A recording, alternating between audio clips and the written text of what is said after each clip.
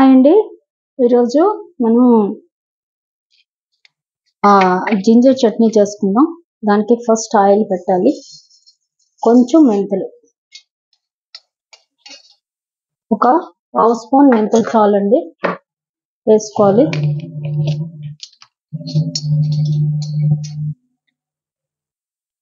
మెంతులు బాగా వేగనివ్వాలి.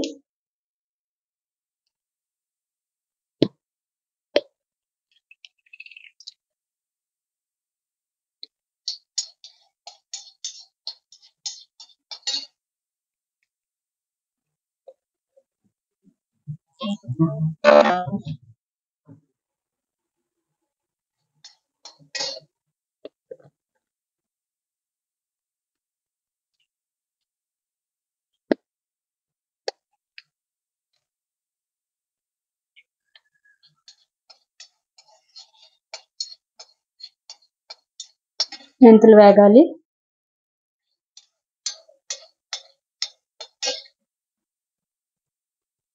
ఇంత జింజర్ కండి నేను చెప్తున్నది, ఈ మాత్రం జింజర్కి.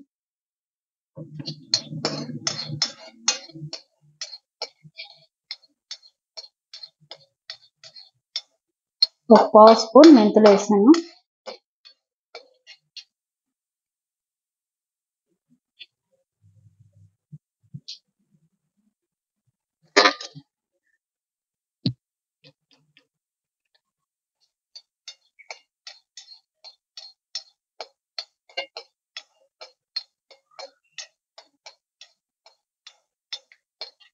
మెంతులు వేగాయి. ఇప్పుడు ఇందులో శనగపప్పు ఒక 2 స్పూన్లు అండి, ఒక 2-3 స్పూన్లు శనగపప్పు,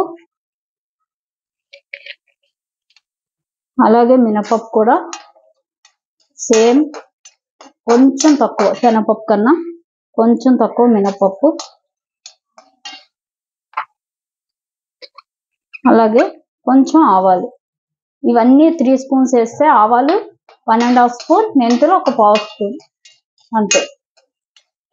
ఆవాలు 1.5 స్పూన్ చాలండి.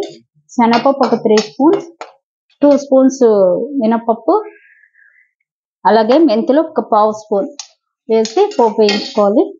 ఇప్పుడు ఇంగు వేసుకోవాలి.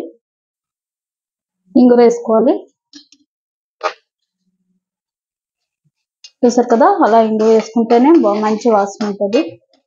ఇంగు వేసి వేయించుకోవాలి.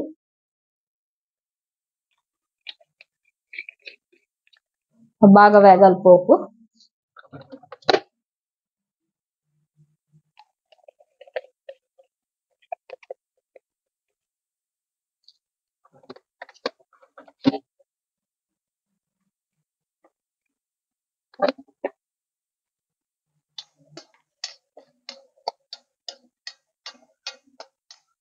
ఇది ఇడ్లీ, దోశ వాటిల్లోకి బాగుంటుంది, అలాగే రైస్ లో కూడా కలుపుకుంటే బాగుంటుందండి ఈ పచ్చడి, జింజర్ చట్నీ.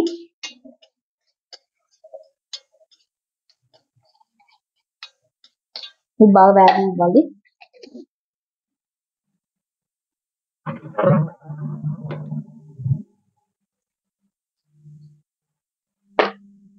చూపించాను కదా ఇంత జింజర్కి, ఇంత జింజర్కి. అలాగే ఇందులో కొంచెం, చూసారు మీకు చూపిస్తుంటే జింజర్ ఇందులో పడిపోయింది, పర్వాలేదు, జింజర్ వేయించినా బాగుంటుందండి. ఓకే, ఇందులో రెడ్ చిల్లీ అండి, కారానికి సరిపడ రెడ్ చిల్లీ, మీకు ఎంత కారం కావాలంటే అంత. నేనైతే 10-15 దాకా వేసాను రెడ్ చిల్లీ.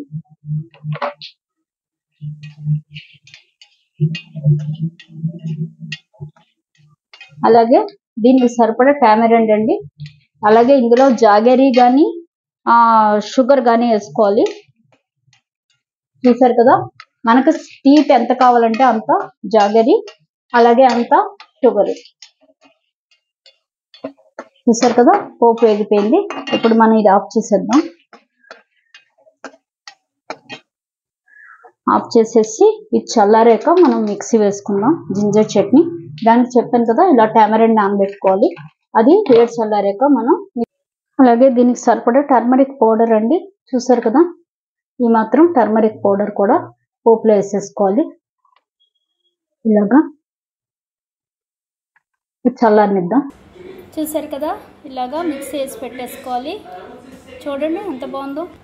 చూసారు కదా, జింజర్ చట్నీ రెడీ. ఇది ఇలా నంచుకొని తినేయడమేనండి. కింద గట్టిగా ఉంది, నేను పైన ఒకసారి మిక్సీ కడిగి పోసాను కాబట్టి ఇలా ఉంది. చూసారు కదా, జింజర్ చట్నీ చాలా బాగుంటుంది, ట్రై చేయండి. Thank you.